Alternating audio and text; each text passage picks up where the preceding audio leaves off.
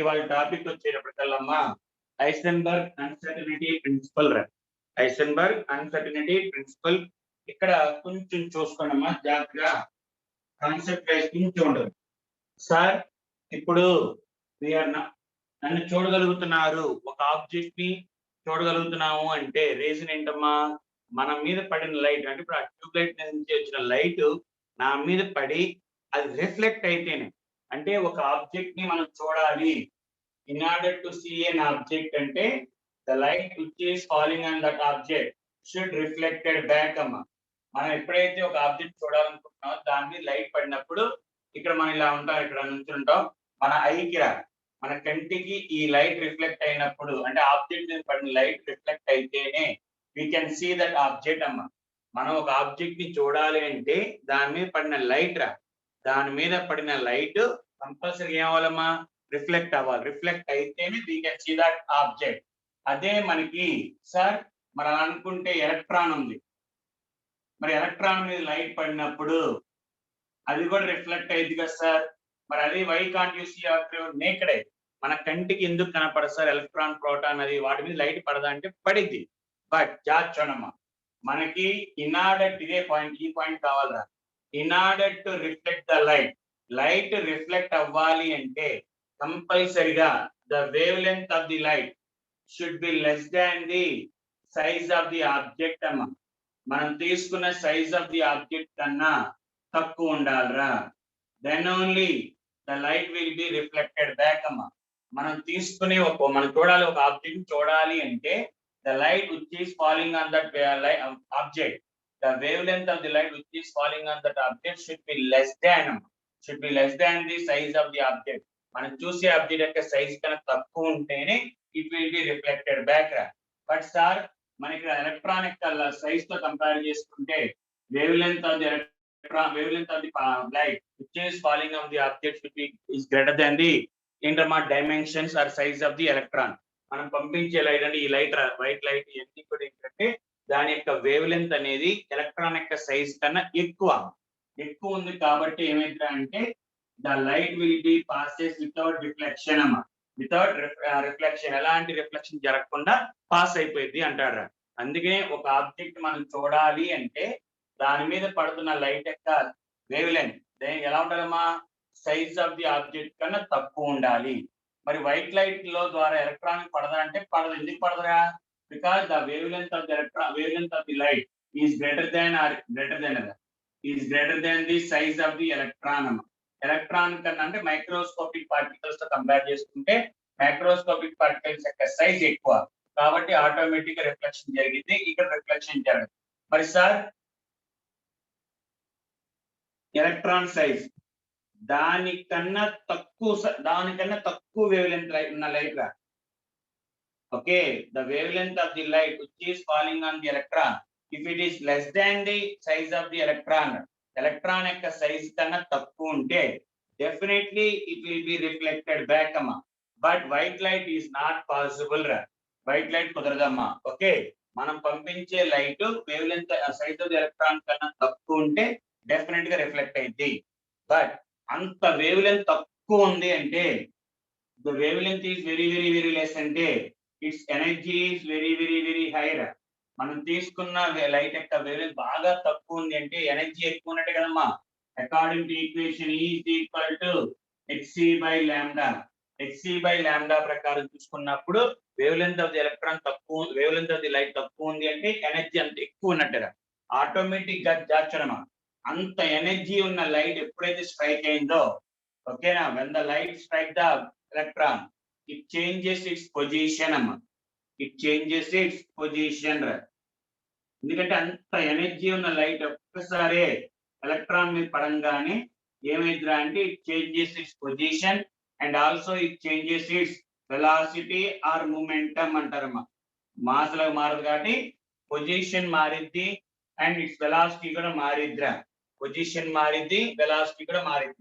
మనకి జనరల్ గా electron distance లో ఉంది అనుకుందాం అమ్మా, ఇంత డిస్టెన్స్ లో ఉంది. బట్ ఎప్పుడైతే లైట్ పడంగానే దాని యొక్క పొజిషన్ మారిద్దిరా, ఫార్వర్డ్ బ్యాక్వర్డ్ మనకు అనవసరం, పొజిషన్ మారింది.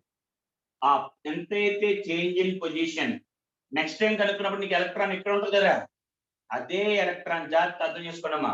ఫస్ట్ టైం లైట్ పడినప్పుడు ఓకే దాని యొక్క పొజిషన్ మారిందిరా. సెకండ్ టైం కనుక్కున్నప్పుడు ఎలక్ట్రాన్ ఇక్కడ ఉన్నట్టే నువ్వు ఇక్కడ తిరుగుతా ఉంటుంది ఎలక్ట్రాన్, అంటే యాక్చువల్ గా ఉన్న ఎలక్ట్రాన్ యొక్క పొజిషన్ ఇది.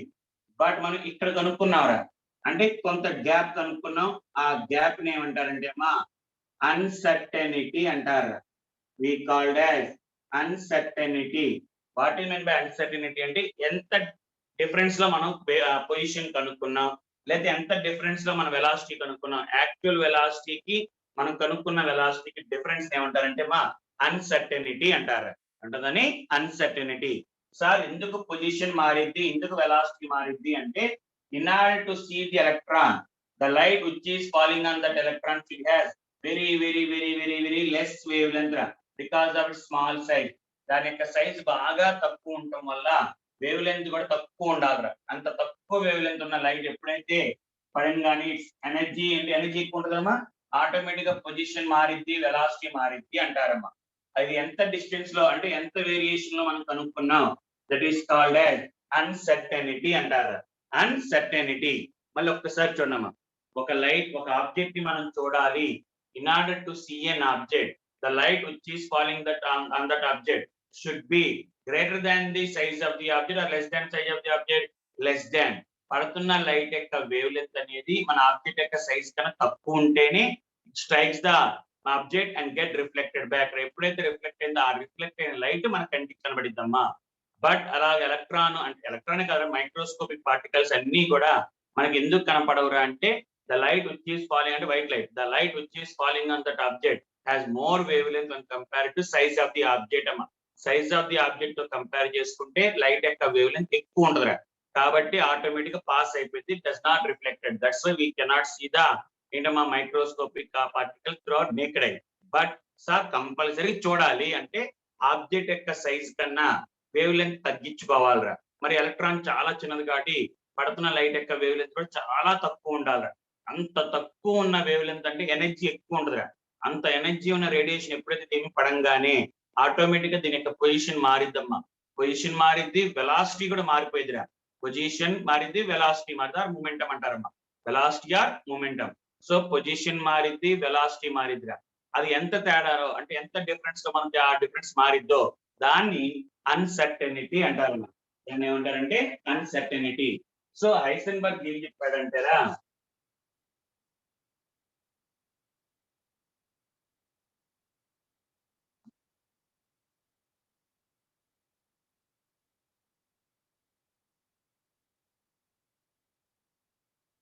హైసెన్బర్గ్ ఏం చెప్పాడంటే మా అన్సర్టెనిటీ ఇన్ పొజిషన్ ఎంత డిఫరెన్స్ లో కనుక్కున్నాం, that is called as delta x అమ్మా. What is mean by delta x? Uncertainty in position. Uncertainty in position. Delta x is equal to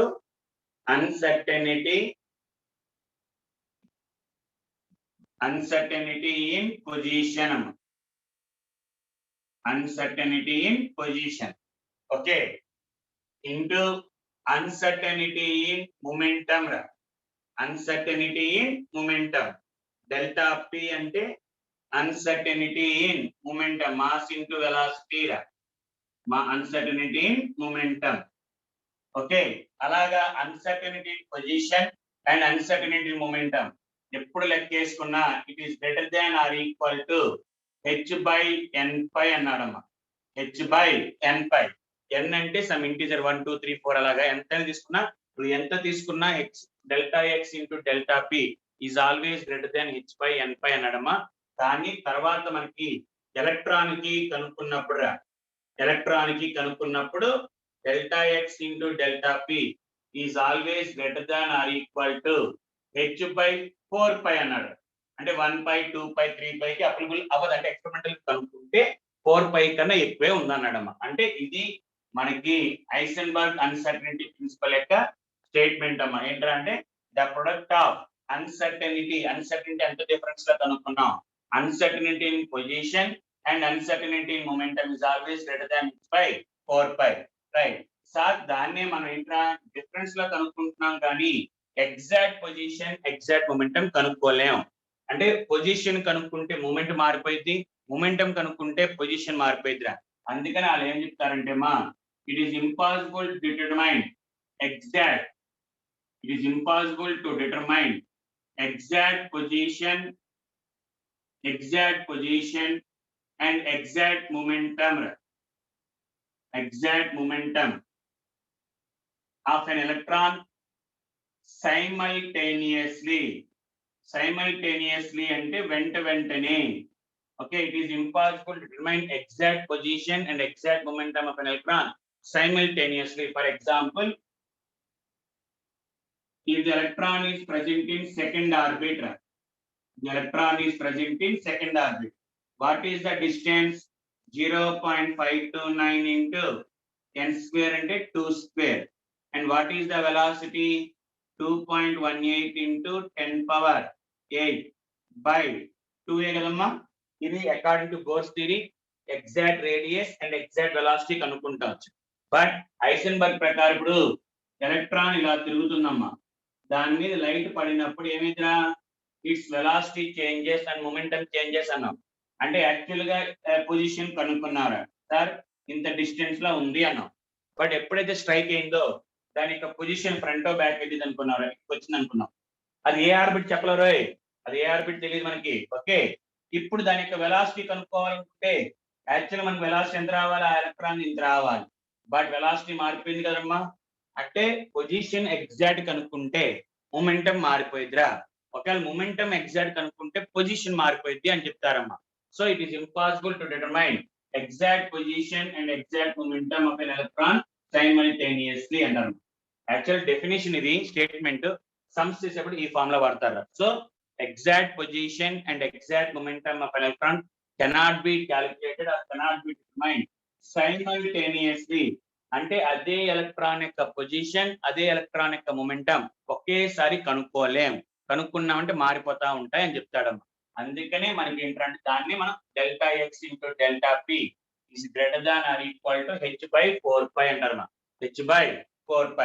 right sir, questions లో ఒక్కొక్కసారి exact position ఇచ్చేద్దారమ్మా. Exact position వాడు exam లో exact position ఇచ్చేస్తాడు. And దాని యొక్క ఇన్యాక్యురసీ or accuracy రా. ఇన్యాక్యురసీ ఆర్ యాక్యురసీ, ఎంత యాక్యురసీలో కనుక్కున్నాం పర్సెంటేజ్ ఇస్తాడమ్మా. Exact position into percentage of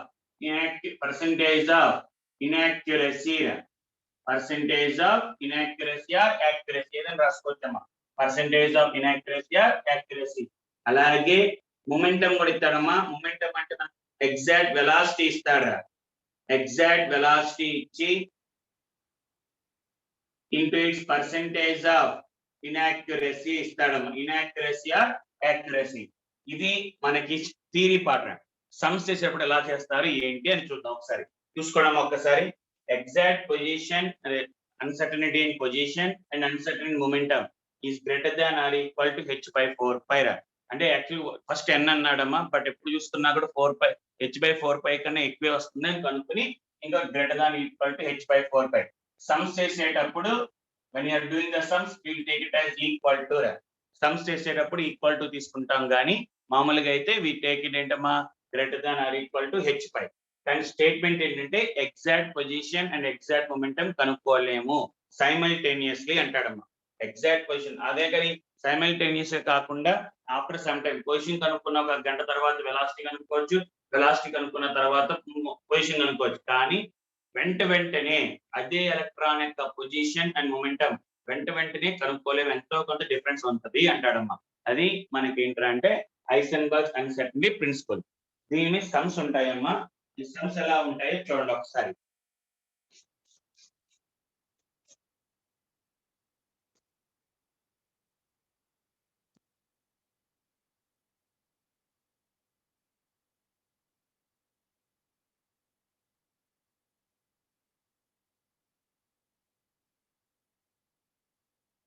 చూడమ్మా, చిన్న ఎగ్జాంపుల్.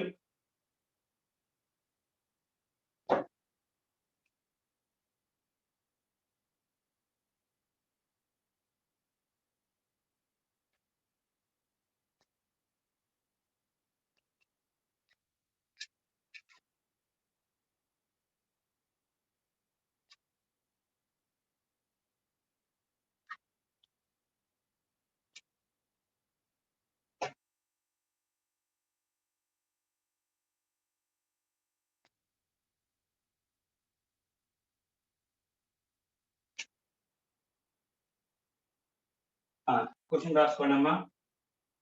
క్వశ్చన్ రాసుకోండి.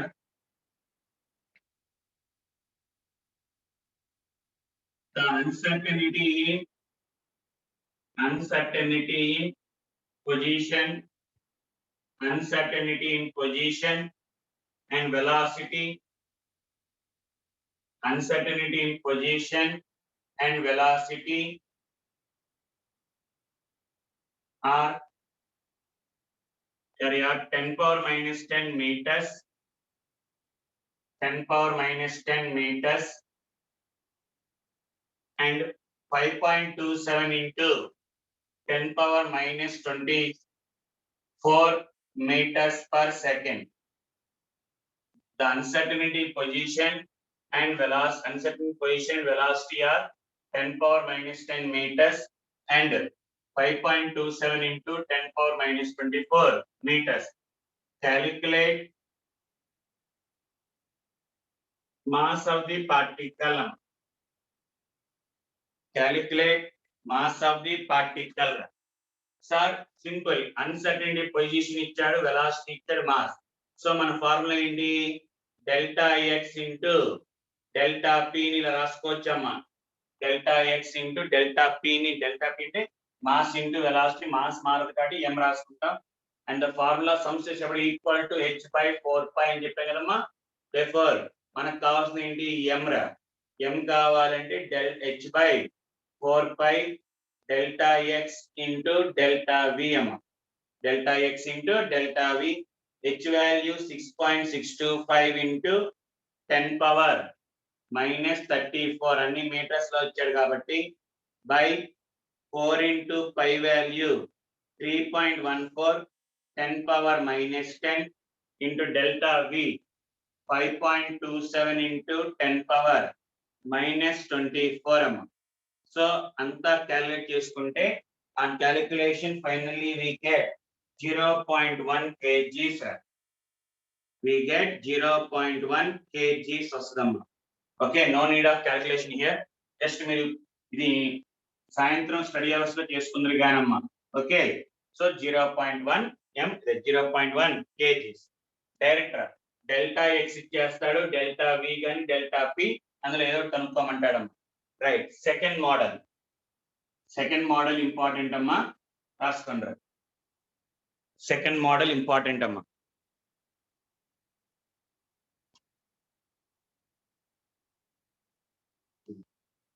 A particle having mass 10 power minus 11 grams, 10 power minus 11 grams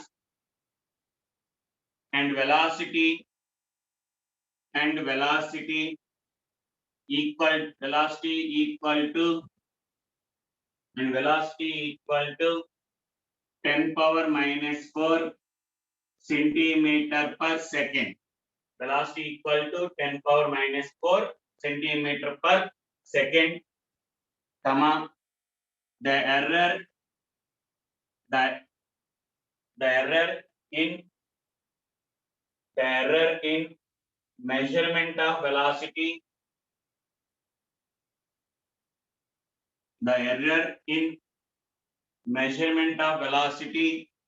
is 0.1%.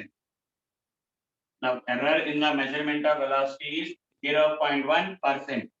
Calculate uncertainty in position. Calculate uncertainty in position of uncertainty in position. So ఎప్పుడైనా సరే question లో mass ఇచ్చాడు, velocity, percentage of error అన్నాడమ్మ. So first of all నువ్వు చేయాల్సిన పని ఏంట్రా?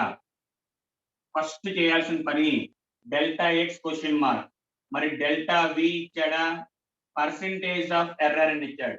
అంటే exact velocity into percentage of error తీసుకోవాలమ్మా. ఇందా చెప్పాను పర్సెంటేజ్ ఆఫ్ ఇనాక్యురసీ అన్నా ఎర్రర్ అన్నా ఒకటేనమ్మా. సో ఎగ్జాక్ట్ వెలాసిటీ ఎంత ఇచ్చాడు 10⁻⁻4 ఇంటూ పర్సెంటేజ్ ఆఫ్ ఎర్రర్ అంటే 0.1% అంటే 0.1/100 దట్ ఈస్ ఈక్వల్ టు 10⁻⁻7 అమ్మా 10⁻⁻7. సో ఇంక మనకు కావాల్సిన ఏంటి డెల్టా ఎక్స్ కావాలంటే formula h/4π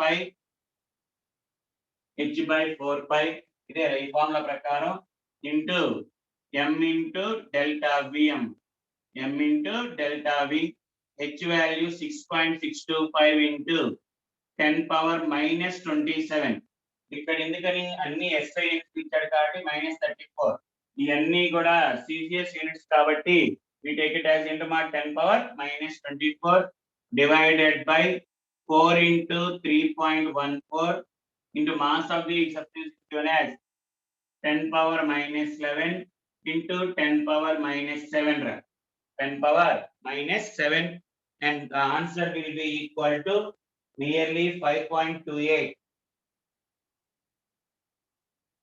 Answer nearly equal to 5.28 into 10⁻⁻10 centimeters. 10⁻⁻10 centimeters.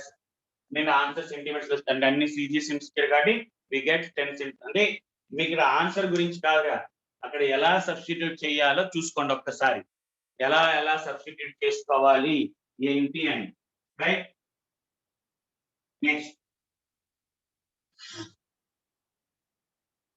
Next అమ్మా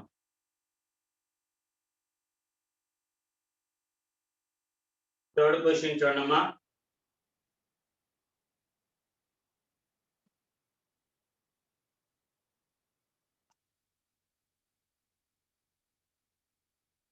ప్రశ్న మూడో question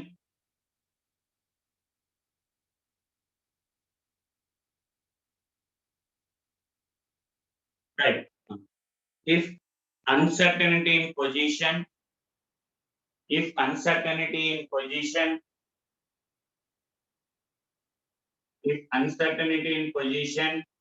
is equal to if uncertainty position is numerically equal to if uncertainty position is numerically equal to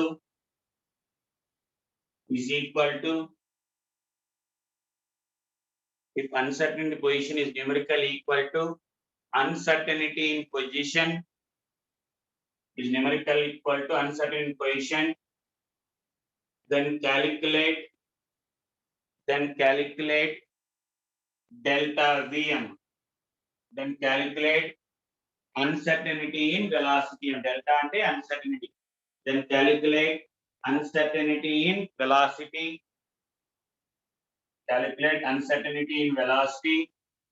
and also uncertainty in position velocity కనుక్కోమన్నాడు position కనుక్కోమన్నాడు so అందులో first one sir ఎలాగా numericals ఏమి ఇవ్వాలి numericals ఇస్తే కనుక్కోవచ్చు numericals ఇవ్వకుండా delta x is equal to delta p అన్నాడు యాక్చువల్ ఫార్ములా ఏంటి delta x is equal to delta p is equal to h/4π but they given as delta x is equal to delta p అన్నాడు but అడిగింది delta v అడిగింది ఏంటమ్మా delta v so ఎలా కనుక్కుంటాం sir delta x is equal to delta p అంటే instead of delta x v can write delta p రాసుకోవచ్చు కదమ్మా is equal to h/4π delta p square అంటారు అంటే m square delta v square అని రాసుకోవచ్చమ్మా m into delta v అంటే m square delta v square is equal to h/4π ఎందుకంటే రెండు ఇచ్చారు కదా ఈక్వల్ గా రైట్ మనకు కావాల్సిన ఏంటమ్మా delta v so delta v square is equal to h/4π m square కదమ్మా delta v is equal to under root h/4π m square so దాన్ని సాల్వ్ చేసుకున్నాం అనుకోమ్మా m స్క్వేర్ అంటే బయటకు వచ్చేటప్పటికల్లా మనకి 1/2m అయితే చూడమ్మా 1/2m h/5 h/π. సో ఇది మనం డిరైవ్ చేసుకోవడమేరా, డిరైవ్ చేసుకోవడం. నెక్స్ట్ వన్ p ఏమన్నాడమ్మా, డెల్టా ఎక్స్ కనుక్కోమన్నాడు. మన formula delta x into delta p is equal to h/4π. But both are equal delta x అన్నాడు కాబట్టి instead of delta p delta x whole square అని రాసుకున్నాం అనుకోమ్మా, h/4π h/4π and delta x is equal to 1/2 into root of h/π h/π. So ఈ రెండు expressions అడుగుతాడమ్మా, అంటే conversions మనం మార్చుకోవాలి. ఎలా అడిగాడు ఏంటి అనేది కనుక్కోవాలిరా. ఓకే, ఎలా కనుక్కున్నాడు ఏంటి అనేది మనం చూసుకుంటే సరిపోయింది. అంటే ఏ విధంగా అడిగాడు questions based on that one we can do రా. ఒకసారి చూసుకోండి అమ్మా, ఇవన్నీ నేను పెట్టిన నోట్స్ లో ఉన్నాయి. అలాగే సమ్స్ అంటారా, సమ్స్ వచ్చేటప్పటికల్లా మనం డిఫరెంట్ డిఫరెంట్ మోడల్స్ రాయి పికప్లు. ఓకే రైట్, చూసుకోండి అమ్మా ఒకసారి.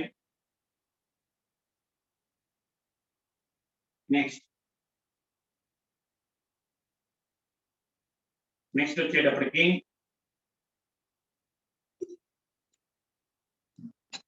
Next question,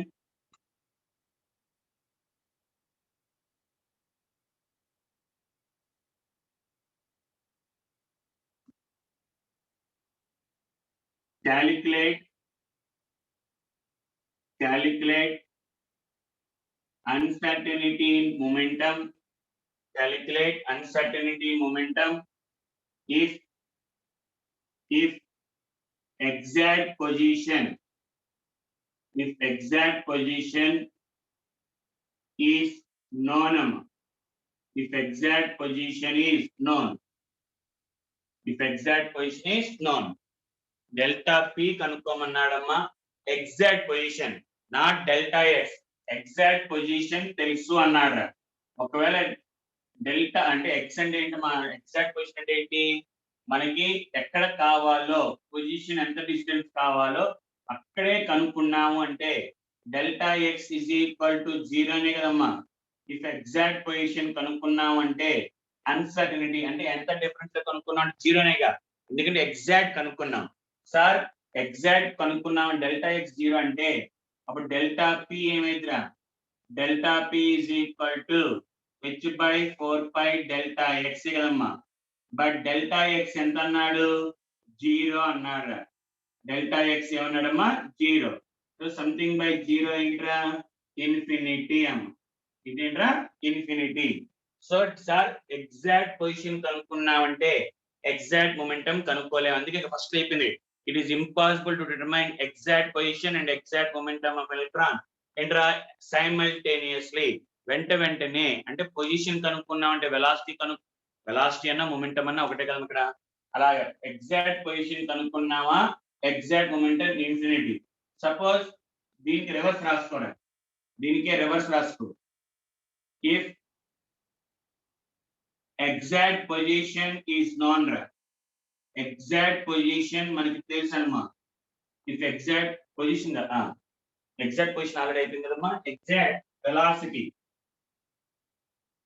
if exact velocity is known, exact velocity is known, exact velocity మనకి తెలుసు, then calculate delta x, delta x కనుక్కోమన్నాడు. సార్ ఎగ్జాక్ట్ పొజిషన్ అన్నామంటే ఏమైనా ఎగ్జాక్ట్ మూమెంట్ వెలాసిటీ అంటే డెల్టా v 0 అయినట్టమ్మా. డెల్టా v 0 అయితే డెల్టా x కనుక్కోమన్నాడు. Delta x అంటే formula h/4π m into delta v. But delta v 0 కాబట్టి సంథింగ్ బై 0 ఇన్ఫినిటీ అమ్మ. సంథింగ్ బై 0 ఏంట్రా, ఇన్ఫినిటీ. సో ఎగ్జాక్ట్ పొజిషన్ తెలిస్తే exact momentum infinity, exact momentum తెలిస్తే exact position infinity. ఒకటి కనుక్కున్నామంటే ఇంకోటి కనుక్కోలేము అంటారమ్మా. ఇది మనకి హైసెన్బర్గ్ అన్సర్టెనిటీ ప్రిన్సిపల్. ఒక్క 2 minutes చూసుకోండి అమ్మా ఎలాగే ఏంటని. ఇది ఇందులో ఏంటంటే థర్డ్ క్వశ్చన్, ఫోర్త్ క్వశ్చన్ ఇది థియరిటికల్ పార్ట్. సమ్స్ అంటే మనం చక్కగా చేసేయచ్చు. ఏది అడిగాడో ఏంటో చూసుకోండి అమ్మా ఒక 2 minutes.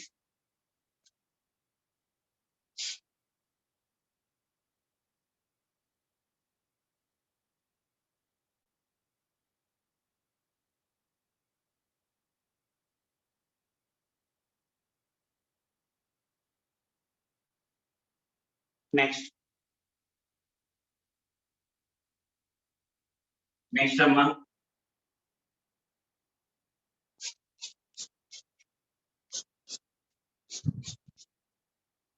నెక్స్ట్ వచ్చేటప్పటికి యాక్చువల్ గా మనకి దీని తర్వాత టాపిక్ మనకి Schrodinger wave equation రావాలమ్మా.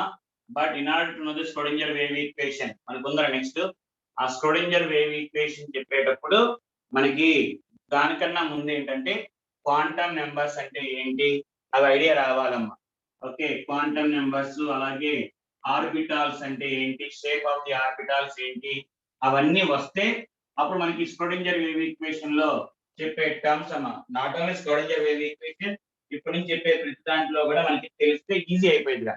Okay right sir. Shape of the orbitals వచ్చేటప్పటికి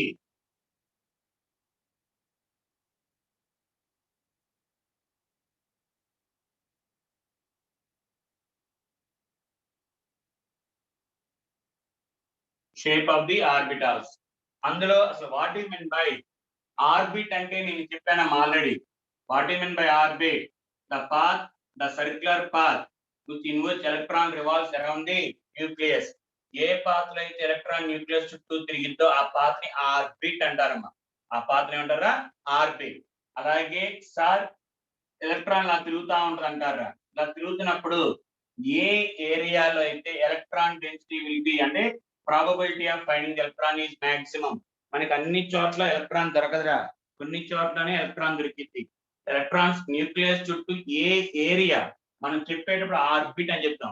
మరి ఆర్బిట్ అంటే ఇందాక మనకి ఐసెన్బర్గ్ అన్సర్టెనిటీ ప్రిన్సిపల్ ప్రకారం exact position and exact momentum ఉండదురా. ఎగ్జాక్ట్ పొజిషన్ ఎగ్జాక్ట్ మొమెంటం ఉండదు. ఎందుకండి ఇప్పుడే మనం కనుక్కున్నాం, ఇంకొకటి కనుక్కుంటే ఒకటి ఇన్ఫినిటీ. అంటే వెలాసిటీ కనుక్కుంటే డిస్టెన్స్ కనుక్కోలేం, డిస్టెన్స్ కనుక్కుంటే వెలాసిటీ కనుక్కోలేం. మరి అలాంటప్పుడు ఎగ్జాక్ట్ పొజిషన్ ఉంటుందమ్మా? గ్యారంటీ చెప్పలేం, ఎంతో కొంత మార్పు. ఆ area, the space around the nucleus where probability of find the electron is maximum. ఏ ఏరియాలో అయితే orbital, it is the space around the nucleus, it is the space around the nucleus where we can find the electron maximum. అది కూడా only 95%. 100% correct గా ఇక్కడే దొరికిద్ది, exact ఈ position electron దొరికిద్ది అనేది చెప్పలేరు. ఓకే, మనకి అప్పుడు మన కోర్స్ థియరీ ప్రకారం ఏంటి, హ్యాపీగా పొజిషన్ కనుక్కోవచ్చు, వెలాసిటీ కనుక్కోవచ్చు, మొత్తం ఏ టు జెడ్ కనుక్కోవచ్చు అన్నారు. కానీ ఐసెన్బర్గ్ తర్వాత exact position and exact momentum కనుక్కోలేం కాబట్టి స్పేస్ అరౌండ్ ది న్యూక్లియస్ అంటే ఒక పర్టికులర్ లైన్ చెప్పకుండా ఒక ఏరియా చెప్పిద్దమ్మా. అది కూడా 100% దొరికిద్దని చెప్పదు, 95% వాల్యూ రా. 95% దొరికిద్ది. The space around the nucleus where probability of finding the electron is maximum, that is 95%, is called as orbital అంటారమ్మా. The orbit వేరు, ఆర్బిటాల్ వేరు. ఓకే, ఆర్బిట్ అంటే ఒక ఫిక్స్డ్ పాత్, ఆర్బిటాల్ అంటే ఒక ఏరియా, ఎక్కడైతే ఎలక్ట్రాన్ దొరికిద్దో ఆ ఏరియా గురించి చెప్పేదాన్ని ఆర్బిటాల్ అంటారమ్మా. అది కూడా పర్సెంటేజ్ ఆఫ్ అవైలబిలిటీ ఎంత ఉంటుంది? 95% రా. ఓన్లీ 95% అవైలబిలిటీ ఉంటుంది, 100% ఎక్కడ ఎగ్జాక్ట్ చెప్పలేం.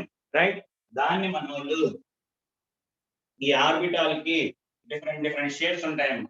ఓకే, ఆ షేప్ బట్టి ఒకటి ఎస్ ఆర్బిటాల్, ఆర్బిటాల్ యొక్క షేప్ బట్టి s orbital, p orbital and d orbital, f orbital, p orbital, d orbital, అలాగే ఎఫ్ ఆర్బిటాల్, జి ఆర్బిటాల్, అలాగే ఎస్ పి డి ఎఫ్, అలా బేస్డ్ ఆన్ ది షేప్స్ రా. Based on the shapes మనకి orbital యొక్క shape spherical వస్తేరా. Orbital యొక్క shape ఏంటమ్మా? Spherical shape, round shape లో ఉంటే ఎస్ ఆర్బిటాల్. అలా కాకుండా డంబెల్ రా,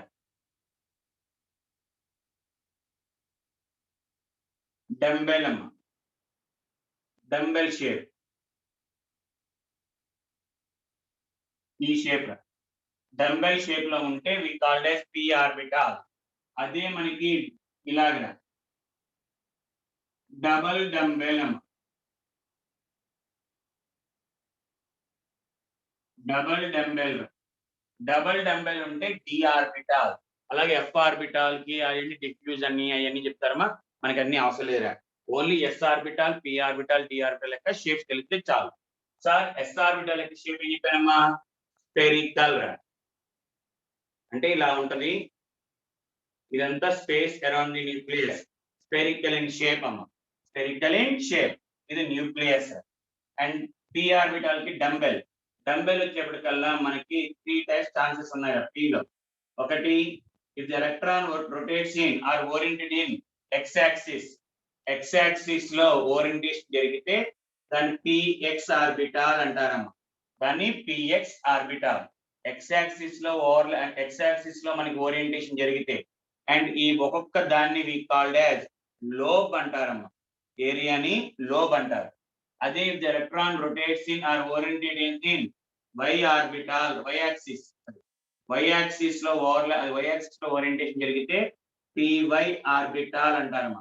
if it orientates in z axis, if the electron oriented in z axis, z axis లో ఓరియంటేషన్ జరిగితే we called as pz orbital అంటారమ్మా.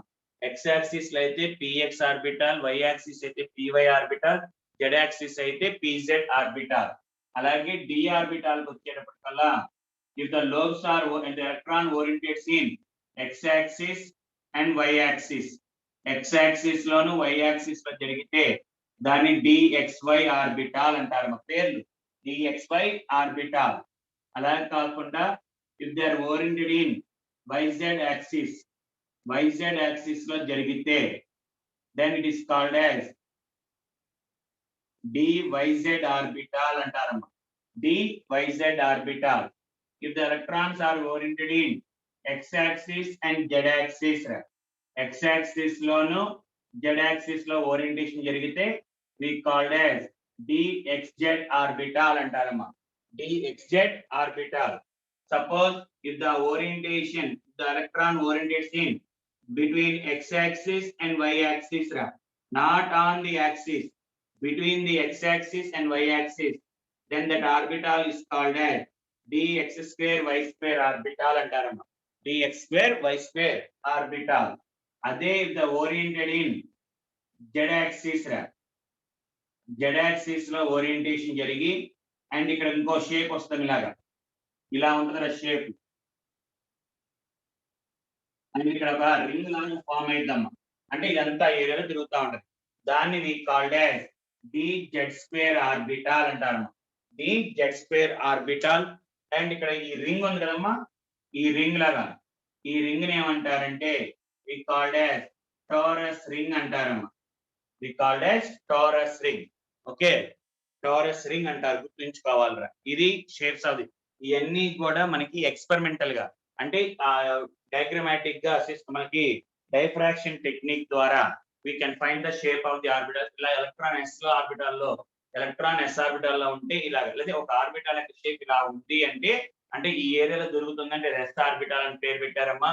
ఇది డంబెల్ అని, డబుల్ డంబెల్ అని.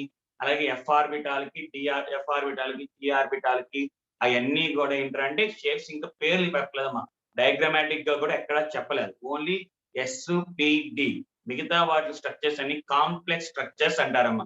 ఈ అంటే మనం గీయగలం, కానీ మిగతా ఆర్బిటాల్ అంటే మిగతా ఎస్పిడి అయిపోయింది కదా, FOGH ఆర్బిటాల్స్ వచ్చేప్పటికల్లా వాటి యొక్క షేప్స్ అనేది అంతా కూడా కాంప్లెక్స్ స్ట్రక్చర్స్ అంటారు.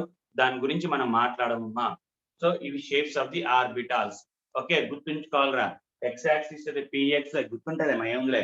ఇక్కడ అడిగే క్వశ్చన్ ఏంటి సార్ అంటే, among the different d orbitals, మొత్తం డిఫరెంట్ డి ఆర్బిటాల్స్ మనకి డిఫరెంట్ అంటే 5 ఆర్బిటాల్స్ ఉన్నాయి.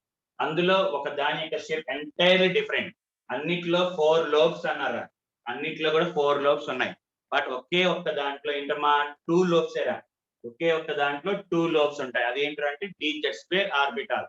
అండ్ అన్నిట్లో కూడా అలాంగ్ ది యాక్సిస్ ఉన్నాయమ్మా. ఒకే ఒక్క దాంట్లో between the axis, between the axis ఎక్కడ ఉందిరా అంటే x స్క్వేర్ y స్క్వేర్. ఈ లోబ్ ని మనం ఏమంటామా, ఎలక్ట్రాన్ డెన్సిటీ అంటారా. లోబ్ ని ఏమంటారంటే ఎలక్ట్రాన్ డెన్సిటీ అంటారమ్మా. ఈ లోబ్ ని మనం ఏమంటామంటే ఎలక్ట్రాన్ డెన్సిటీ అంటారు.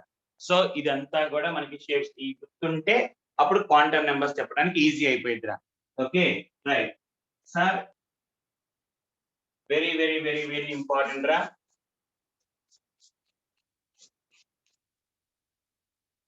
చాలా ఇంపార్టెంట్ రా, both for IP point of view కానీ అండ్ మనకి objective point of view, mains కానీ అడ్వాన్స్ కానీ డిఫరెంట్ టైప్స్ ఆఫ్ క్వశ్చన్స్ అడగటానికి ఇవి ఛాన్సెస్ ఉన్నాయి. ఓకే, ఇప్పుడు ఇప్పటి నుంచి చెప్పేదంతా కూడా ఇక్కడ నుంచి మళ్ళీ లెసన్ అయ్యేదా చెప్పేదానికి ఒకదానికి రిలేషన్ ఉండదు. కాబట్టి సార్ ఫస్ట్ చెప్పంగానే ఇప్పుడు వాళ్ళు చెప్పిన టాపిక్ కి మళ్ళీ రేపు ఫ్రైడే చెప్పే టాపిక్ కి సంబంధం ఉండదు. అన్నిటికీ ఇవాళ నుంచి చెప్పే ప్రతి దానికి సంబంధం ఉండదు. కాబట్టి ఒకదానికి వెంటనే అర్థం అవుతుంది. 3 రోజులు అంతా అయినాక వి గెట్ అన్ ఐడియా. అంతేగాని ఇవాళ ఎలా వచ్చింది సార్ మరి అవన్నీ ఎలాగంటే ఒకదానికి ఇంటర్లింక్డ్ కాబట్టి కంపల్సరీ చివరి దాకా ఉండాల్సిందే. ఆ చివరి దాకా లాస్ట్ రోజు దాకా క్లాస్ వింటేనే అర్థమైంది. అంతేగాని మధ్యలో ఒకసారి మిస్ అయితే అర్థం అవుతుందా? సో చూసుకోండి. What you mean by quantum numbers?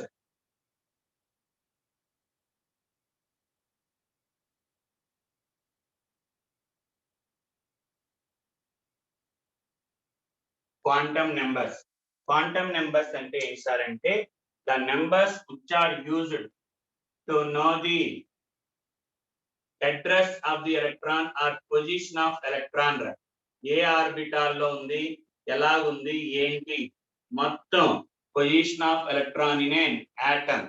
Position of electron అంటే ఇందాక చెప్పింది ఏంటి, అది ఎంత దూరంలో న్యూక్లియస్ నుంచి ఎంత దూరంలో ఉన్నదాన్ని పొజిషన్ అన్సర్టనిటీ దగ్గర వచ్చేది.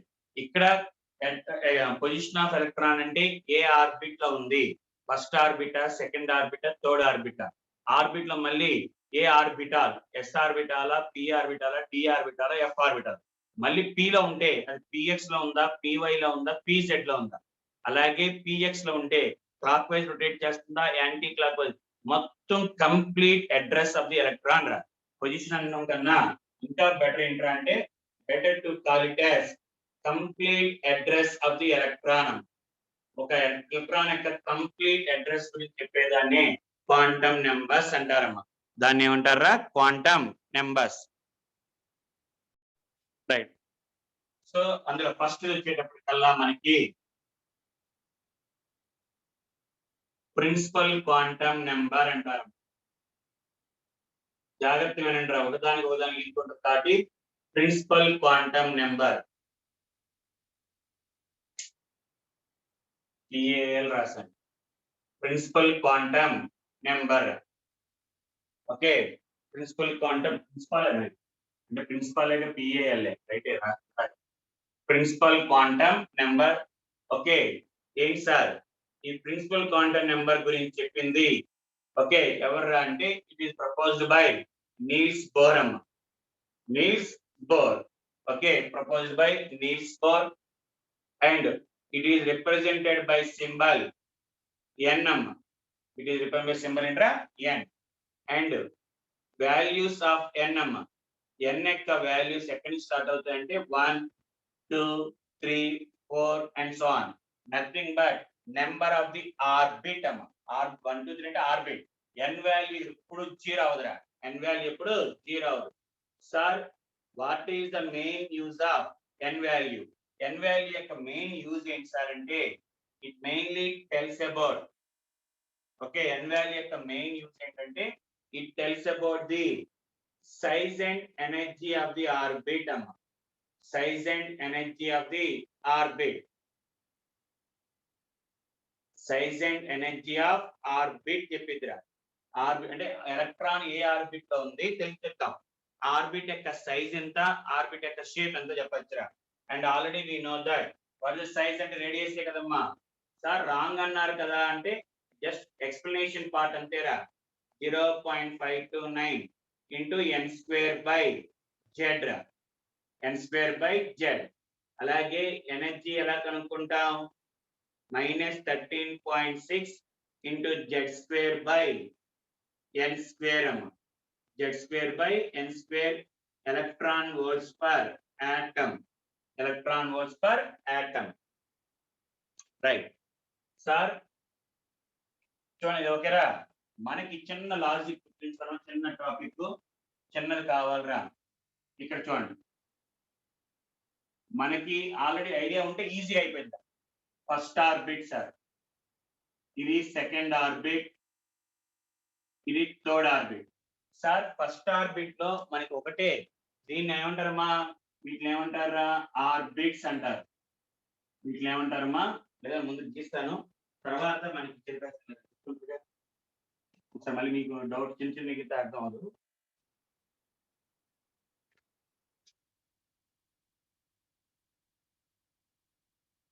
First orbit, second orbit, third orbit. ఈ డయాగ్రామ్ గుర్తుంచుకోవాలి. ఫస్ట్ వీటిని ఏమంటారమ్మా ఆర్బిట్స్, వీటిని orbits. Every orbit consist of sub orbits. Sub orbits అంటే ఆర్బిటాల్స్, దాన్ని సబ్ షెల్స్ అంటారమ్మా. ఆర్బిట్స్ ఇంకో పేరు షెల్స్ రా. ఆర్బిట్స్ ఇంకో పేరు ఏంటమ్మా షెల్స్. ఫస్ట్ ఆర్బిట్ లో we will have only one subshell రా, which is called as 1s అంటారు. గుర్తుంచుకోవాలి. ఫస్ట్ ఆర్బిట్ లో ఒక s ఆర్బిట్ ఫస్ట్ సబ్షెల్ ఉంటుంది. అదే సెకండ్ ఆర్బిట్ లో 2s subshell and 2p subshell అమ్మ, 2p సబ్షెల్. దీనికి వచ్చేటప్పటికల్లా 3s subshell, 3p subshell and it is called ఇంకోటి ఉంటుందమ్మా 3d సబ్షెల్ రా.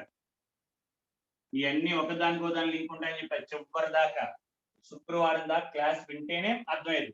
మధ్యలో మిస్ అయ్యారా ఏం ఉండదురా, కానీ అన్ని కలుపుకుంటే చివరికి మీకు గెట్ అన్ ఐడియా, అంతేగాని డైరెక్ట్ రాదురా. రైట్, వీటిని ఏమంటారమ్మా సబ్షెల్స్ అంటారు. ఇవన్నిటిని కలిపి 3d subshell, 2p 3p subshell అలా అంటారు.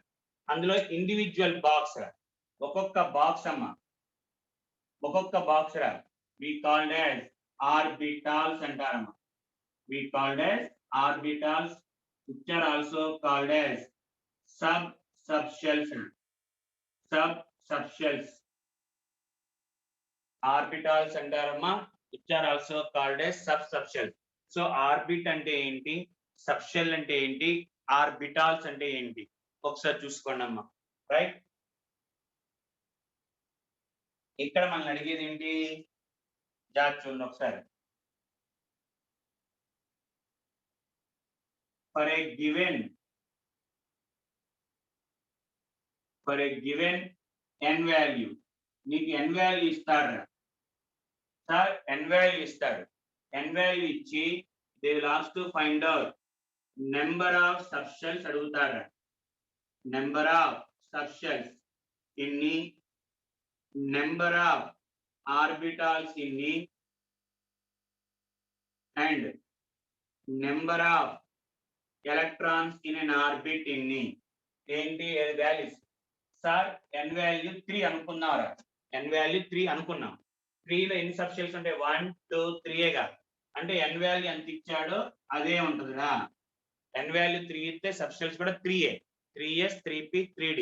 అదే 4s ఫోర్త్ అంటే 4s 4p 4d 4f, 5s 5p 5d 5f 5g. అలాగా మనకి ఎన్ని వాల్యూ ఎంత వాల్యూ ఎన్ని ఇచ్చాడో అన్ని n వాల్యూ అన్ని సబ్షెల్స్ ఉంటాయి. ఆర్బిటాల్స్, ఆర్బిటాల్స్ అంటే బాక్సులు రా. 1 2 3 4 5 6 7 8 9 9 orbitals. 1 2 3 4 4 + 5 9. So number of orbitals ఎన్ని ఉంటాయా అంటే 9 అమ్మా, 3 అంతే. n స్క్వేర్ అమ్మా, n స్క్వేర్. n వాల్యూ 3 ఇచ్చాడు అనుకోరా, నెంబర్ ఆఫ్ ఎన్ని ఉంటాయి 3 సబ్షెల్స్. ఆర్బిటాల్స్ ఎన్ని ఉన్నాయి 9. అండ్ ఒక్కొక్క ఆర్బిటాల్ రా, each orbital can accommodate only 2 electrons అమ్మా. Each orbital can accommodate only 2 electrons. ఒక్కొక్క బాక్స్ 2 ఎలక్ట్రాన్సే ఉంటాయిరా. అలాగైతే మొత్తం ఎన్ని ఎలక్ట్రాన్స్ ఉంటాయిరా 9 boxes and each box contain 2 కాబట్టి 18 ఎలక్ట్రాన్స్. దాన్నే we can take it as 2n square అమ్మా, 2n స్క్వేర్. సో ఇచ్చిన n వాల్యూలో ఎన్ని ఎలక్ట్రాన్స్ ఉంటాయిరా అంటే, ఇన్ని ఆర్బిటాల్స్ ఇన్ని సబ్షెల్స్ ఇన్ని ఎలక్ట్రాన్స్ ఉన్నాయంటే, n వాల్యూ ఇచ్చాడు అంటే n subshells, n squares orbitals, 2n square electrons. వాడు ఎగ్జామ్ లో అడుగుతాడురా, ఎగ్జామ్ లో అడుగుతాడు ఎన్ని ఎలక్ట్రాన్స్ ఉన్నాయి ఏంటి అని. అలాగే sir if you know the n value అంటే ప్రిన్సిపల్ క్వాంటం నెంబర్ తెలిస్తే we can also find out our angular momentum కనుక్కోవచ్చు కదా. angular momentum is equal to formula ఏంటి, nh by 2 pi. So based on the n value we can find out size కనుక్కోవచ్చు, energy కనుక్కోవచ్చు, angular momentum కనుక్కోవచ్చు, ఎన్ని shells ఉన్నాయి, ఎన్ని orbitals ఉన్నాయి, ఎన్ని ఎలక్ట్రాన్. అంటే ఒక్క n వాల్యూ తెలిస్తే చాలు, ఆటోమేటిక్ గా ఈ ప్రాపర్టీస్ అన్ని చేయొచ్చురా. కానీ మెయిన్ గా ఏంట్రా అంటే ఇది గుర్తుంచుకోండి అమ్మా. For a given n value బట్టి we can decide size and energy of the orbit. Orbit యొక్క ఎనర్జీ అండ్ సైజ్, షేప్ అంటే అన్ని కూడా స్పెరికల్ షేపేరా. సో షేప్ గురించి మాట్లాడదాం, ఆర్బిట్ యొక్క షేప్ గురించి మాట్లాడదామా. ఆర్బిట్ యొక్క షేప్ ఎప్పుడు కూడా సర్క్యులర్ అని చెప్తారు. అఫ్ కోర్స్ అది కూడా రాంగ్ ఏరా, తర్వాత చెప్తాం మనం. సోమర్ఫెల్డ్ థియరీ ప్రకారం అది కూడా రాంగ్ అంటారమ్మా. ఓకే రైట్, ఇది ఫస్ట్ క్వాంటం నెంబర్ అమ్మా. రైట్, నెక్స్ట్ వచ్చేటప్పటికి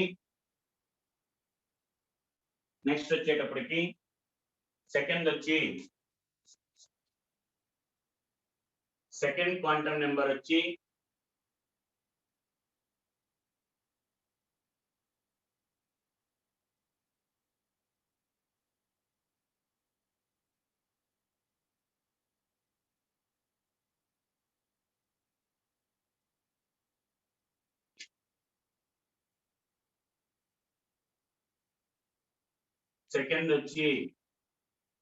ఎజిమితాల్ quantum number. Azimuthal quantum number. Sir ఈ ఎజిమితాల్ క్వాంటం నెంబర్ ని ఎవరు ఇంట్రడ్యూస్ చేశారు సార్ అంటే, it is introduced by Sommerfeld. And దీని యొక్క సింబల్ ఎల్. సింబల్ ఏంటమ్మా, L. And values of L values ఎక్కడి నుంచి స్టార్ట్ అవుతాయి, 0 నుంచి స్టార్ట్ అవుతాయమ్మా. 0 నుంచి 0, 1, 2, 3 and so on up to n-1 దాకా, అప్ టు n-1. చాలా మంది, కొంతమందికి ఐడియా ఉంటుంది quantum numbers. Sir quantum numbers చాలా మంది ఐడియా ఉంటుంది. మరి n వాల్యూ 3 అంటే l వాల్యూ ఎంత అంటే సార్ 2 అని చెప్తారు చాలా మంది. 2 కాదురా, అప్ టు 2, స్టార్టింగ్ ఫ్రమ్ 0 నుంచి అలా వెళ్ళాలి. కానీ చాలా మంది, మీరు 10th క్లాస్ నేర్చుకున్న వాళ్ళందరూ కూడా ఇలాగే అంటారా, n వాల్యూ 3 అయితే l వాల్యూ 2 సార్, మా సార్ చెప్పారు n-1 అని. Okay, up to n-1, not n-1. The values of L starts from 0 and ends up to n-1. Up to n-1 దాకా ఉంటాయి తప్ప n వాల్యూ అనేది l వాల్యూ n-1 కాదురా. చాలా మంది చేసే మిస్టేక్ అది. రైట్ సార్, దీని వల్ల మనకు ఉపయోగం ఏంట్రా అంటే, by this we can know the shape of the orbital. Shape of the orbital. Orbital యొక్క షేప్ తెలిసిద్దమ్మా. we can know the shape of the orbital. ఎలా సార్, ఎస్ఆర్ ఎల్ ఈక్వల్ టు 0 అనుకోరా. ఎల్ ఈక్వల్ టు 0 అయితే okay, ఎన్ని experimental గా తీసుకొచ్చినాయారా. Okay, మనకి తర్వాత స్క్రోడింజర్ వేవ్ ఈక్వేషన్ వస్తుంది. అందులో అంటే ఎలా వచ్చిందని చెప్పరు, జస్ట్ స్క్రోడింజర్ వేవ్ ఈక్వేషన్ తీసుకురావచ్చు అంటారు. ఎల్ వాల్యూ 0 అయితే ఆ ఆర్బిటాల్ యొక్క షేప్ ఏమైందంటే స్పెరికల్ అంటారమ్మా. మరి స్పెరికల్ అంటే ఏ ఆర్బిటాల్ రా, ఎస్ ఆర్బిటాల్ అమ్మ. ఏంట్రా, ఎస్ ఆర్బిటాల్. అదే మనకి ఎల్ ఈక్వల్ టు 1 అయితే డంబెల్ షేప్ అమ్మ. డంబెల్ షేప్ అనేది తీసుకుంటారు. డంబెల్ షేప్, డంబెల్ రా, డంబెల్ అంటే పి ఆర్బిటాల్ అని. అలాగే ఎల్ ఈక్వల్ టు 1 అయితే డబల్ డంబెల్ రా, డబల్ డంబెల్ షేప్. దాన్ని take it as D orbital అమ్మ. D orbital. L equal to 3 అయితే ఎఫ్ ఆర్బిటాల్.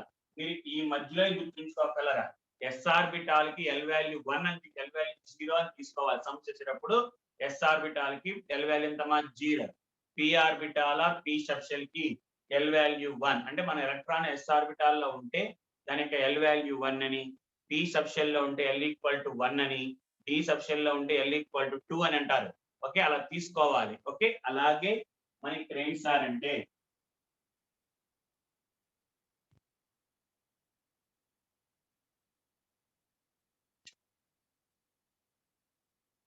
మెయిన్ కదా sir, for a given L value,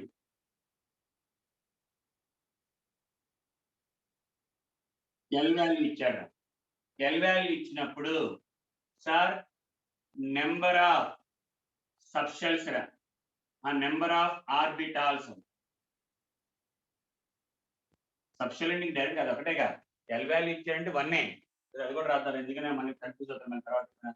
number of subshells sir, subshells ఇన్ని ఉంటాయి L value ఇస్తే 1 అమ్మ. ఇందాక ఎన్ వాల్యూలో అయితే ఎంత ఎన్ వాల్యూ ఉంటే అన్ని సబ్షెల్స్ ఉంటాయి. ఇప్పుడు ఎల్ ఈక్వల్ టు 1 అంటే పి సబ్షెల్, ఇంక మళ్ళీ ఇంకేది ఉండదురా. ఎల్ ఈక్వల్ టు 1 అంటే p subshell, s subshell. Okay, subshell అన్న ఆర్బిటాల్ అని చెప్పేటప్పుడు తీసుకుంటారు. మామూలుగా ఎక్స్పెరిమెంటల్ అయితే మామూలుగా అయితే డిఫరెంట్, ఆర్బిటాల్ వేరు సబ్షెల్ వేరు. అండ్ నెంబర్ ఆఫ్ ఆర్బిటాల్స్ రా సార్, ఆర్బిటాల్స్ ఇన్ని ఉంటాయి. ఎల్ ఈక్వల్ టు 1 అంటే ఎస్ అంటే ఒక బాక్సే కదమ్మా, అదే ఎల్ ఈక్వల్ టు అంటే బాక్స్ అన్ని 3, డి అంటే 5. సో నెంబర్ ఆఫ్ ఆర్బిటాల్స్ ఎలా కనుక్కుంటామంటే 2l + 1 అమ్మ ఫార్ములా. చూసుకోండి ఒకసారి. ఇప్పుడు ఎల్ వాల్యూ 0 ఎస్ కి అంటే ఒక box, L equal to 1, 2 + 1 3 boxes, అలాగా ఆర్బిటాల్స్ అంటే బాక్సెస్ రా సార్. మరి number of electrons if L value is given, L value ఇచ్చినప్పుడు నెంబర్ ఆఫ్ ఎలక్ట్రాన్ ఎన్ని బాక్సులు ఉంటాయో దానికి డబుల్ అని చెప్పారు.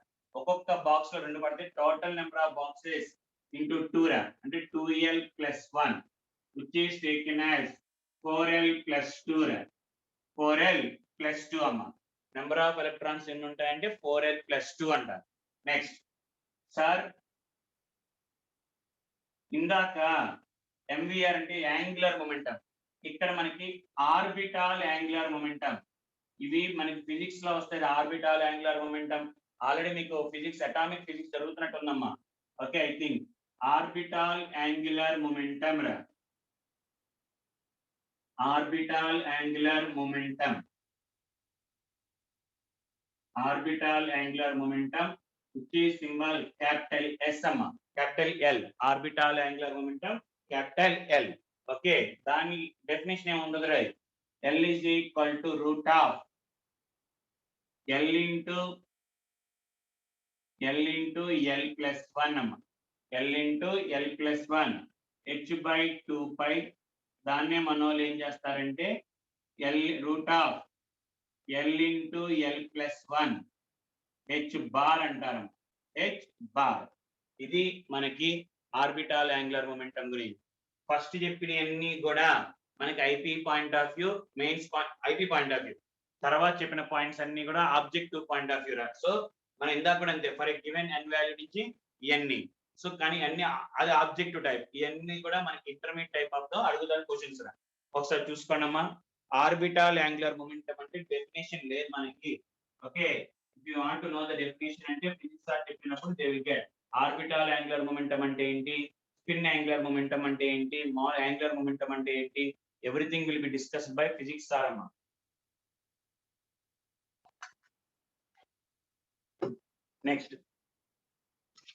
నెక్స్ట్ వన్, మూడవ క్వాంటం నెంబర్ అమ్మా.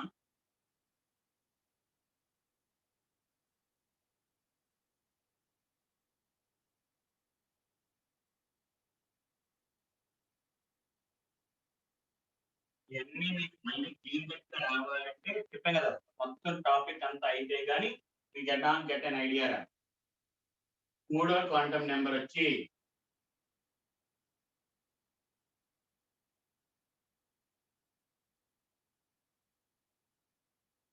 Magnetic quantum number.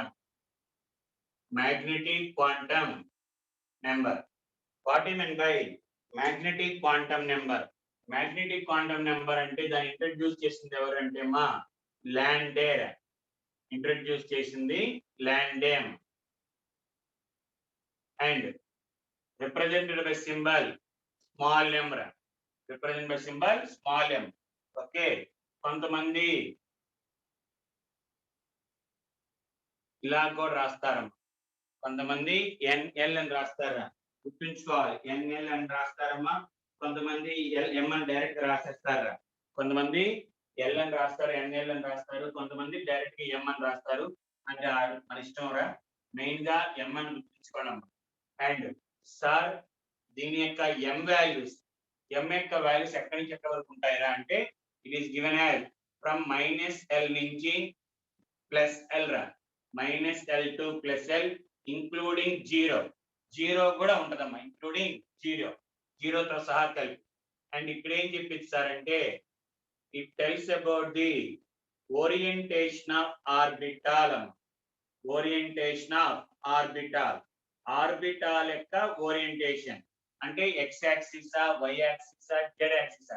Okay, X axis లో తిరుగుతుందా, వై యాక్సిస్ లో ఉందా, జెడ్ యాక్సిస్ లో ఉన్నదని we called as orientation of orbital అంటారమ్మా. orientation of orbital. ఓకే, అంటే ఏ orbital? For example m equal to 1 అరా, సారీ ఇక్కడ l ఈక్వల్ టు 1 అన్నాడు అంటే m వాల్యూస్ ఎక్కడి నుంచి స్టార్ట్ అవుతాయి? -1 0 +1 కదమ్మా. l ఈక్వల్ టు 1 అంటే m వాల్యూస్ ఎంత అవుతాయి? -1 0 +1. l ఈక్వల్ టు అంటే మనకి l ఈక్వల్ టు 1 అంటే p సబ్షెల్ రా. p సబ్షెల్ లో మనకి ఏముంటాయి? px py pz కదమ్మా.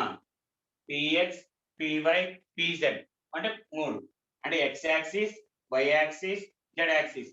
ఉంటే మనకైతే -1 0 +1 అనొచ్చు. సార్ రూల్ ఏం లేదురా, -1 +1 0 +1 -1 0 -1 0 +1 -1 అలా ఎలాగైనా తీసుకోవచ్చు. అలాగే l ఈక్వల్ టు 2 అంటే m వాల్యూస్ ఏంటి? -2 -2 -1 0 +1 +2 రా. అంటే ఇప్పుడు మనకి ఇక్కడ వచ్చేటప్పటికి ఏంటమ్మా? dxy dyz dzx dx2 y2 dz2 అంటే sir we can keep any values to any box రా. -2 నుంచి +2 వరకు నువ్వు ఏ బాక్స్ ని పెట్టుకోవచ్చమ్మా, రూల్ ఏం లేదురా. కానీ సార్ ఫర్ అవర్ కన్వీనియన్స్, మనకి కన్వీనియన్స్ కోసం తప్ప అదే రూల్ లేదురా. ఫర్ అవర్ కన్వీనియన్స్, ఎందుకు సార్ కాదు, for our convention or conventionally అంటే మనకి ఈజీగా ఉండటం కోసం.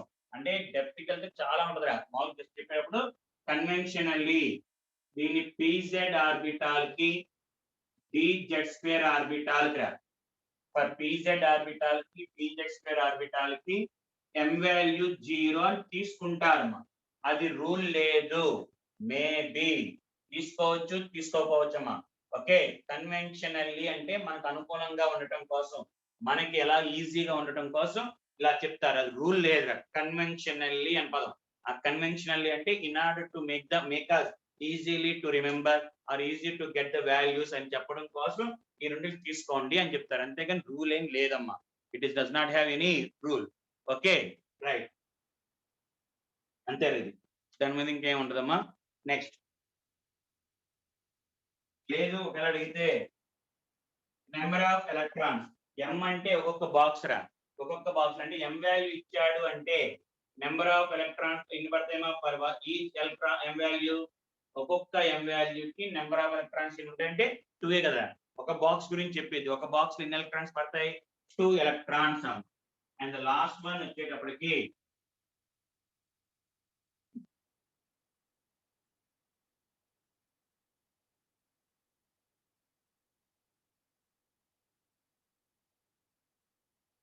వచ్చేటప్పటికల్లా మనకి స్పిన్ క్వాంటమ్ నెంబర్ అంటారమ్మా.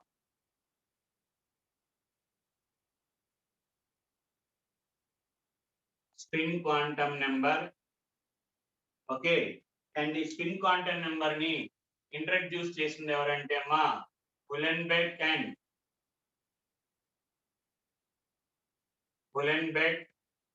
గౌడ్స్మిత్ అమ్మా. ఉలెన్బెక్ అండ్ గౌడ్స్మిత్ వీళ్ళిద్దరూ కలిపి ఇంట్రడ్యూస్ చేశారమ్మా. ఇదేం చెప్పిద్దరా? ఇది సింబల్ ఏంటా అంటే మామూలుగా అయితే స్మాల్ ఎస్ అని రాస్తారమ్మా. కొన్ని బుక్స్ లో we can right it as MS అని కూడా రాస్తారు. ఇందాక ఎన్ఎల్ ఎలాగో ఇక్కడ ఎంఎస్ అని రాస్తారమ్మా. రెండు ఒకటేరా సార్. ఈ ఎస్ వాల్యూస్ ఏముంటాయి? ఎస్ వాల్యూస్ ఉంటే ప్లస్ ఆఫ్ లేదా మైనస్ ఆఫ్, అంతే. ఉంటే ప్లస్ ఆఫ్ లేదా మైనస్ ఆఫ్, అంటే అన్ని వాల్యూస్ ఉండవురా. అండ్ ఇదేం చెప్పింది సార్ అంటే ఓరియంటేషన్ ఆఫ్ అంటే ఓరియంటేషన్ డైరెక్షన్ రా, ఓరియంటేషన్ ఆఫ్ ఎలక్ట్రాన్ అమ్మ. ఇందాక ఆర్బిటాల్, ఇక్కడ కూడా orientation of electron in an orbital. ఇచ్చిన ఆర్బిటాల్ లో ఇన్ని ఎలక్ట్రాన్ యొక్క డైరెక్షన్ అమ్మ, ఎలక్ట్రాన్ యొక్క డైరెక్షన్. డైరెక్షన్ అంటే సార్ ఎలక్ట్రాన్ అనేది it can oriented in clockwise orientation జరగచ్చు or anticlockwise. Clock wise జరగచ్చు, యాంటీ క్లాక్ వైజ్ జరగచ్చు అమ్మా. పర్టికులర్ గా క్లాక్ వైజ్ జరగాలని రూల్ లేదా, యాంటీ క్లాక్ వైజ్ కూడా జరగచ్చు. Sir if the electron oriented in clockwise direction, direction clockwise అయితే దానికి ఎస్ కి ప్లస్ ఆఫ్ అని అంటారమ్మా. అంటారు, అలా అనాలి అనగలరా, అంటారు. క్లాక్ వైజ్ జరిగితే ప్లస్ ఆఫ్ అంటారు, యాంటీ క్లాక్ వైజ్ రొటేట్ అయితే దాన్ని మైనస్ ఆఫ్ అంటారమ్మా. సార్ క్లాక్ వైజ్ అంటే ఎలక్ట్రాన్ ని ఇలా రాస్తారా, ఇలా రాస్తారు. యాంటీ క్లాక్ వైజ్ అయితే ఇలా. అంటే మనం తీసుకున్న ఆర్బిటాల్లో ఎలక్ట్రాన్ పైకి ఉంటే క్లాక్ వైజ్ అని రాస్తారు, ఎలక్ట్రాన్ కిందకుంటే మైనస్ ఆఫ్. రూల్ ఏం లేదు, కానీ మనోళ్ళు జనరల్ గా ఫాలో అవ్వండి అంటారు. క్లాక్ వైజ్ పైకి ఉంటే ప్లస్ ఆఫ్ తీసుకోండి, కిందకుంటే మైనస్ ఆఫ్ తీసుకోండి అంటారు. బట్ అది పర్టికులర్ రూల్ ఏం లేదు, కానీ మనకి ఈజీగా గుర్తుండడానికి అంటే కన్ఫ్యూజ్ అవ్వకుండా ఉండటానికి పైకి ఉంటే ప్లస్ ఆఫ్, కిందకుంటే మైనస్ ఆఫ్. అండ్ ఎప్పుడైనా క్వశ్చన్ లో మనకి ఎస్ వాల్యూ ఇచ్చాడు అనుకోరా, ఒక ఎస్ వాల్యూ ఇచ్చి ఇన్ ఎలక్ట్రాన్స్ అన్నాడంటే ఇంక ఓన్లీ ఒకటేనమ్మా, ఓన్లీ వన్ వాల్యూ రా, ఒక ఎలక్ట్రానే ఉంటే పైకైనా ఉండొచ్చు లేదా కిందకైనా ఉండొచ్చు. ఇది మనకి క్వాంటమ్ నెంబర్స్. ఇది ఐపీ పాయింట్ ఆఫ్ వ్యూ లో కానీ ఆబ్జెక్టివ్ లో కానీ. కానీ ఆబ్జెక్ట్ కి ఇంకొంచెం ఎక్స్టెన్షన్ ఉంటుందా, అది చూడండి సరే.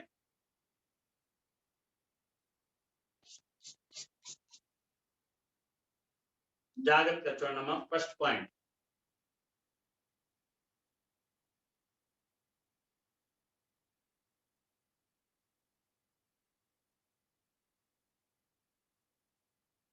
first point, difference between any two successive quantum numbers. Successive quantum numbers మధ్యలో నువ్వు ఏ క్వాంటమ్ నెంబర్ అని తీసుకో, ఎనీ టూ సక్సెసివ్ అంటే ఏంటి, పక్క పక్కనేరా. ఓకే, అడ్జసెంట్ క్వాంటమ్ నెంబర్స్ మధ్యలో డిఫరెన్స్ ఎప్పుడు వన్ నేరా. చూసుకోండి ఒకసారి. ఫర్ ఎగ్జాంపుల్ ఎన్ వాల్యూ తీసుకో, ఎన్ వాల్యూస్ ఎక్కడి నుంచి స్టార్ట్ అవుతాయి, 1 2 3 4 and so on. Difference between any two successive quantum numbers, difference ఎంతమ్మా, డిఫరెన్స్ అంటే హైయెస్ట్ మైనస్ లోయెస్ట్, వన్నేగా 1. అలా కాదు సార్, ఎల్ వాల్యూ తీసుకుందాం. ఎల్ వాల్యూ ఎక్కడి నుంచి 0 1 2 3 and so on up to n-1. అక్కడ కూడా డిఫరెన్స్ ఎంత, 1నేగా. Let us say m values ఎక్కడ ఉన్నాయి, జస్ట్ సరదా ఒక వాల్యూ తీసుకుంటున్నారా, ఇలాగే -L2 +L అని. అక్కడ కూడా డిఫరెన్స్ చూడమ్మా, డిఫరెన్స్ ఈజ్ 1 ఎరా. రెండు successive quantum number. Even S value plus of ఒకటి మైనస్ ఆఫ్. డిఫరెన్స్ అంటే highest minus lowest, highest plus half minus lowest minus of. అక్కడ కూడా డిఫరెన్స్ ఎంతమ్మా, 1. So the difference between any two successive quantum numbers ఎంత, 1. అదొక point రా. అలాగే sir ఎన్ value బట్టి ఎల్ వాల్యూ చెప్పచ్చు, ఎల్ వాల్యూ బట్టి ఎం వాల్యూ కూడా, ఎన్ వాల్యూ కూడా చెప్పచ్చు, రివర్స్ చేసుకోవచ్చు. ఎన్ బట్టి ఎల్ చెప్పచ్చు, ఎల్ బట్టి ఎన్ చెప్పచ్చు. అలాగే ఎల్ బట్టి ఎం చెప్పచ్చు, ఎం బట్టి ఎల్. అంటే ఈ మూడు ఏంట్రా అంటే ఒకదానికి ఒకదానికి డిపెండెంట్ అమ్మా, కానీ ఎస్ కి సంబంధం లేదురా. ఎన్ వాల్యూ ఎంత ఉన్నా, ఎల్ వాల్యూ అన్నా, ఎం వాల్యూ ఎంత ఇచ్చినా ఎస్ వాల్యూ ఉంటే ప్లస్ ఆఫ్ మైనస్ ఆఫ్. అందుకనే స్పిన్ క్వాంటమ్ నెంబర్ ని ఇండిపెండెంట్ క్వాంటమ్ నెంబర్ అంటారమ్మా. It is also called a independent quantum number అంటారు. ఎస్ వాల్యూని ఏమంటారంటే ఇండిపెండెంట్ క్వాంటమ్ నెంబర్ అంటారు. ఎందుకంటే it does not depends on any remaining 3 quantum numbers. అలాగే తర్వాత వచ్చిద్దాం నెక్స్ట్ క్లాస్ లో మీకు all these 3 values, N value, L value, M value, ఇవన్నీ కూడా మనకి నెక్స్ట్ వస్తారా, స్క్రోడింజర్ వేవ్ ఈక్వేషన్ రా. స్క్రోడింజర్ వేవ్ ఈక్వేషన్ ద్వారా we can get these values రా. ఎస్ వాల్యూ మాత్రం స్క్రోడింజర్ వేవ్ ఈక్వేషన్ ద్వారా రాదు అంటాడు. ఇప్పుడు మనకి అవన్నీ తర్వాత చెప్పే క్లాస్ లో డెరివేషన్స్ ఏమి ఉండవు, జస్ట్ స్టేట్మెంట్ ఒక్కటేమా. డెరివేషన్స్ కావాలని చాలా టైం పట్టింది కాబట్టి సింపుల్ గా మనకి ఏం గుర్తుంచుకుంటాం, స్క్రోడింజర్ వేవ్ ఈక్వేషన్ ని సాల్వ్ చేసుకుంటే we get the values of n, l, m but not s అంటాడు. ఎస్ వాల్యూ రాదు, ఎన్ వాల్యూ, ఎల్ వాల్యూ, ఎం వాల్యూ వస్తుంది అంటాడు. అది దాన్ని గ్రాఫ్ బట్టి రాదు, గ్రాఫ్ బట్టి తెచ్చుకుంటాం అంటారు. సో ఇప్పుడు దాని గురించి మనకి పెద్దగా కొద్దిగా సార్ ఎలా తీసుకొస్తారు ఏంటి ఇవన్నీ ఇప్పుడు మనకు అనవసరం. ఇప్పుడే కాదు, తర్వాతనే మనకు అనవసరం. Just by solving the Schrodinger equation we get the values of n, l, m అంటారమ్మా. అది right. Next n value, l value, m value, s value 1 0 మన l వాల్యూ 3 వేసుకున్నామమ్మా.